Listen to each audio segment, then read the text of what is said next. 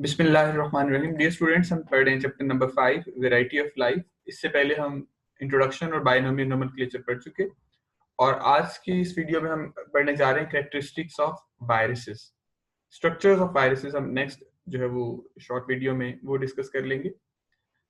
Viruses के बारे में आप लोग पहले जो जानते हैं, they are classified in between living and living non living organisms. और वायरसेस जब ये बॉडी से या सेल से बाहर होते हैं, they stay in the form of crystals, और सेल्स के अंदर ये मल्टीप्लाई करते हैं, डिवाइड करते हैं, and they behave as living organism inside their host cell. As far as their size is concerned, they are extremely small in size. Even ये bacteria से भी स्मॉलर साइज के होते हैं। अगर आप बैक्टीरिया और वायरसेस को कंपेयर करना चाहें नॉर्मल वर्ल्ड के ऑर्गेनिजम्स के साथ, तो आप कैट एंड माउस को अगर कंपेयर करते हैं सपोज करें, तो वायरस एक चूहे को आप कह सकते हो और बैक्टीरिया एक बिल्ली है। जितना यूं समझ लें कि उनके साइज में डिफरेंस है, इतना ही वायरस और बैक्टीरियम के साइज में भी फर्क होता है, बल्कि इससे भी ज्यादा। बट इस वर्ल्ड में, माइक्रोस्कोपिक वर्ल्ड में, जो चूहा है वो बिल्ली को खा जाएगा, यानी वायरसेस बैक्टीरिया को डिस्ट्रॉय कर देंगे, लाइसिस कॉज करेंगे, and they are known as bacteriophages viruses या बैक्टीरियोफेजिस और फेजिस। उनको भी हम डिस्कस करेंगे नेक्स्ट। ये इतने स्मॉल होते हैं that they can pass through filter paper, ऐसा फिल्टर पेपर जिससे बैक्टीरिया नहीं गुजर सकते, वायरसेस कैन इजीली क्रॉस। और ये हमेशा इन्फेक्शियस एजेंट्स होते हैं क्योंकि लिविंग सेल्स के अंदर मल्टीप्लाई कर रहे होते हैं। इनके साइज की रेंज जो बुक में मेंशन की गई है, 250 nanometre of pox viruses to the 20 nanometre of parvoviruses. Parvoviruses smaller size viruses हैं, जबकि pox viruses larger size viruses हैं।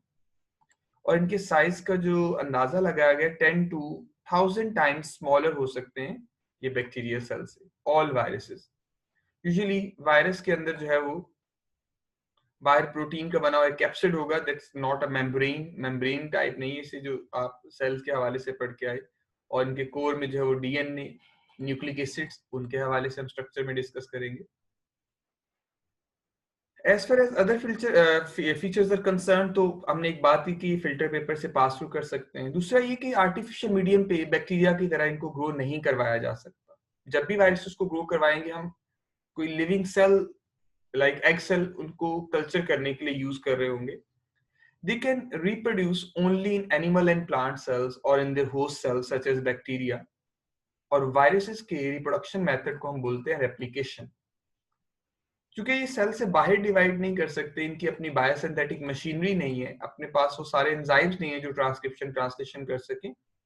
दे require host cell for their replication, that's why they are always known as obligate intracellular parasites. तो ये भी एक important point है जो बार बार past papers में पूछा गया है, इसको लाजमी देखिएगा आप लोग। They lack their biosynthetic machinery and depend on the host cell for their synthesis of proteins और enzymes. During reproduction in host cell, viruses may also cause certain diseases as well. जब ये host cell में replicate कर रहे होते हैं, तो cells की lysis, splitting या दूसरी interference cause करके ये cells के अंदर diseases cause करते हैं।